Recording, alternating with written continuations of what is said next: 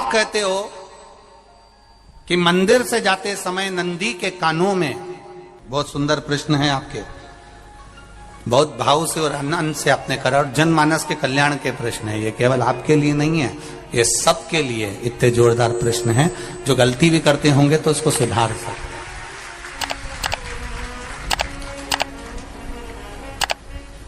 आपने कहा कि नंदी के कानों में कहना चाहिए, लोग हंसते हैं, कहते हैं बताओ वो नंदी के कानों में भगवान को कहना चाहिए।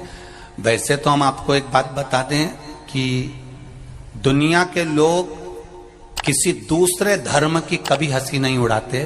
दुनिया के लोगों को दूसरे का धर्म अच्छा लगता है। दुनिया के लोग सबसे ज्यादा हंसी उड़ाते हैं तो हमारे सनातन धर्म की ही उड़ाते हैं, और जी खुद उड़ाते हैं, दूसरा उड़ाने वाला नहीं होता। दूर के ढोल हमें समझ में आते हैं, उसका धर्म हमें समझ में आ गया, उनका क्या है, ऐसा है, आओ कुछ नहीं, उनके धर्म में ऐसा है, कितना आनंद हमें दूसरे के धर्म में लग रहा है, और हमारा सनातन धर्म हमको बुरा लगता है। हमारे सनातन धर्म हमें बुरा लगने लगा। अरे भाई, लोग कहते हैं कि नंदी के कान में कहते हो, ये कोई हमारे पुराणों में या शास्त्रों में लिखा है? भगवती बहन साहू, आपको धन्यवाद देना चाहूंगा और एक बात कहना चाहूंगा, जितनी भी शिव महापुराण के अंतर्गत चाहे उपाय जो बताए जाते हैं कि बेलपत्री ऐसे चढ़ाना, काली मिर्च ऐसे चढ़ाना, चावल ऐसे चढ़ाना, धतूरा का क्या महत्व है, शमी के पत्ते का क्या महत्व है, बेलपत्री के पत्ते का क्या महत्व है, ये जितनी भी बातें बताई जाती हैं ये सब पुराण के अंतर्गत से बताई जाती है। अब दुनिया के लोग इसको चाहे टोटका कह दें, चाहे दुनिया के लोग इसे टोना कह दें, पर पुराण से हटकर कुछ नहीं। और आप लोगों को अगर बोला है कि नंदी के कान में कहकर भगवान शंकर के मन में बात पहुंचे, तो ये क्यों कहा, तो ये भी हमारी शिव महापुराण में लिखा है, जलंधर के चरित्र में। कोई आपसे कहे कि नंदी के कान में बोलने से क्या होता है, ये जलंधर का चरित्र कह रहा है। मां पार्वती जी का हस्त कमल पकड़कर जलंधर लेकर जाने लगा।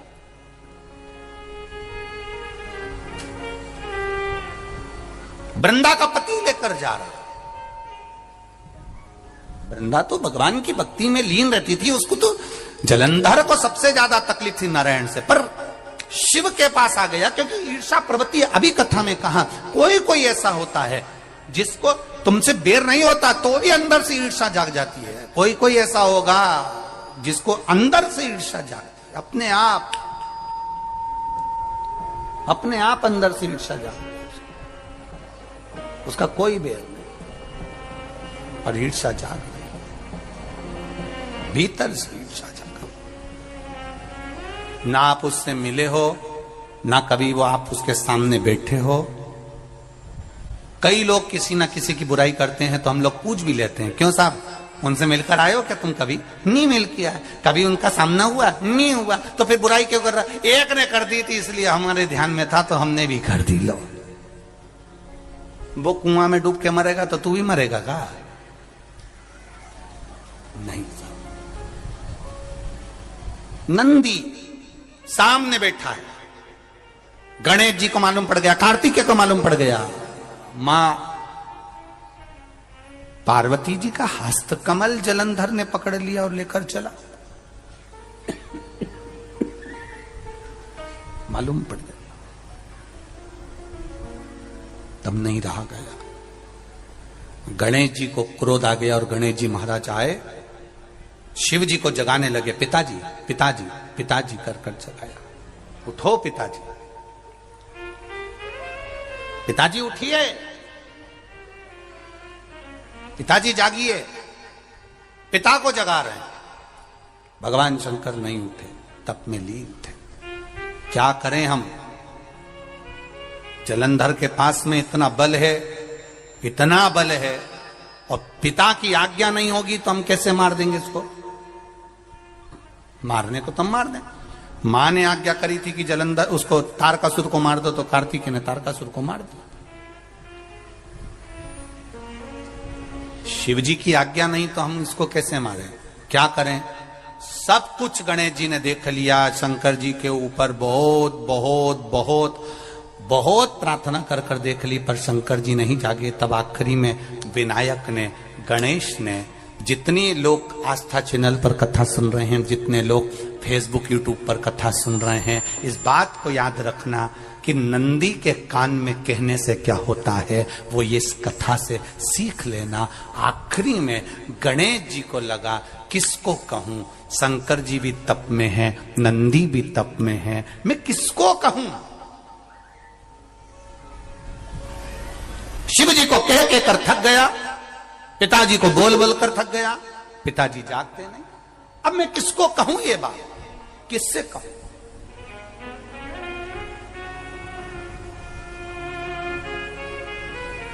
विनायक गए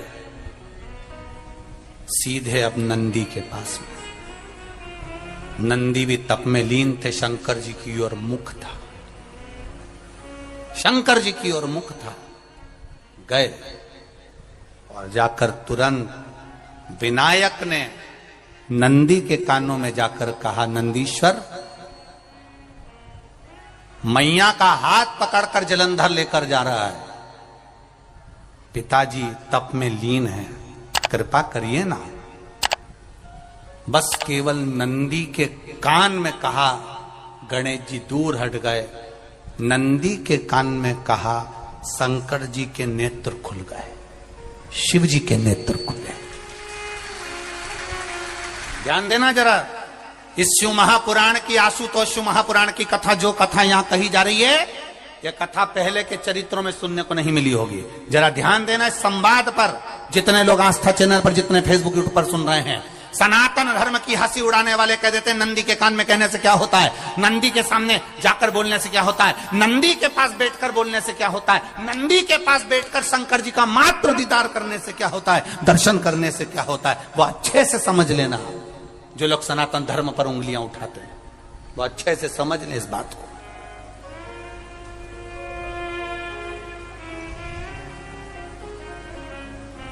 क्या होता है? नंदी तप में लीन, शिवजी तप में लीन, शिव नहीं उठ रहे। विनायक ने नंदी के कानों में जाकर कह दिया, नंदी के कान में जाकर कहा, नंदी के नेत्र नहीं खुले। नेत्र किसके खुले? जम के बोलो, महादेव के खुले हैं, शिव जी के खुले हैं। ये मन का तार। नंदी शंकर की आराधना कर रहे थे, शिव अपनी भक्ति में डूबे थे। यहां कहा, यहां पहुंचा, जो दिल में था उस तक बात पहुंच गई। नंदी के दिल में शिव थे, तुम कहे, नंदी ने शंकर तक बात पहुंचा दी। वो सूत्र जो बंधा था दिल से दिल तक का, वो पहुंच गया। वो सूत्र जो दिल से दिल तक बंधा हुआ था, मन से बंधा हुआ था, खबर वहां तक पहुंच गई, खबर पहुंच गई। उसको जानो, लुटाइए, ये मौका मिला है आनंद का, दिल से प्रेम लुटाओ। नंदी से कहा, नंदी ने देवादिदेव महादेव से नहीं कहा, केवल नंदी आंख बंद कर कर बैठे थे। कहते से ही भगवान गणेश के शब्द शिव जी तक पहुंच गए, शिव जी के नेत्र खुल गए और उन्होंने जलंधर के पास पहुंचकर पार्वती जी का हस्त कमल छुड़वाया। जरा विचार करिएगा, आप नंदी से कहते हो मेरे महादेव तक बात पहुंच जाती है। आपको केवल नंदी से प्रेम से कहना है, नंदीश्वर मेरे बाबा, ए मेरे बाबा, आप रोज शिव जी को लेकर भ्रमण पर निकलते हो, मुझे बहुत दुख है, आप मेरे दुख को मिटाने के लिए मेरे दरवाजे पर क्यों नहीं आते? नंदीश्वर से कहा, शिव जी तक बात पहुंच जाएगी, शंकर के नेत्र आपके लिए खुल जाएंगे और महादेव आपके यहां खड़ा मिलेगा। मेरा महादेव आपके पास में खड़ा मिलेगा। आशुतोष महापुराण की कथा कहती है, लोग कहते हैं नंदी को कहने से क्या होता है, ये शिव तत्व की कथा आशुतोष शिव महापुराण कह रही है। कहा वहां तक पहुंचा, दिल से दिल का कंठ। जो भगवान नंदी के कानों में कुछ कहकर आते हैं, बोले हो कभी? सीधे बोल देते हो क्या जाकर? नंदी के कानों में कहने का भी एक तरीका है। आप लोगों को मालूम होगा वो तरीका? नहीं मालूम? बेलपत्री की जो डंडी रहती है ना, बीच का जो भाग है, ध्यान दिए ना जरा सा, ये बीच की जो डंडी है, फिर से देखिए, बेलपत्री के 2 पत्ते और उसके पास में जो बीच की जो डंडी का भाग है, दिख रहा है आप लोगों को? ये 2 डंडी, ये बीच की 2 पत्ती और उसके बीच में जो 2 डंडी का भाग होता है। जब हम देवाधिदेव महादेव से कोई बात कहने वाले होते हैं ना कि बाबा बहुत दुखी हूं, बाबा बहुत तकलीफ चल रही है, बाबा मैंने एक कंपटीशन एग्जाम में परीक्षा दी है, बाबा मेरे जीवन में ये तकलीफ हो रही है, बाबा, तब इस बेलपत्री की जो ये डंडी होती है, इस उंगली से, इस अंगुष्ठ से इस डंडी को पकड़ा जाता है और बाबा के कर्ण में कहने से पहले ये हाथ को नंदी के ऊपर रखकर फिर हम बाबा के नंदी के कानों में कहते हैं और चलते समय इस बेलपत्र को अशोक सुंदरी की जगह पर चढ़ाकर वापिस सजाते हैं। देव अधिदेव महादेव को पार्वती की बात मानना ही पड़ती है और वो कहना ही पड़ता है। ये बेलपत्र की महत्व है। ये जितना फल एक बेलपत्र की पत्ती में, उतना की उतना फल।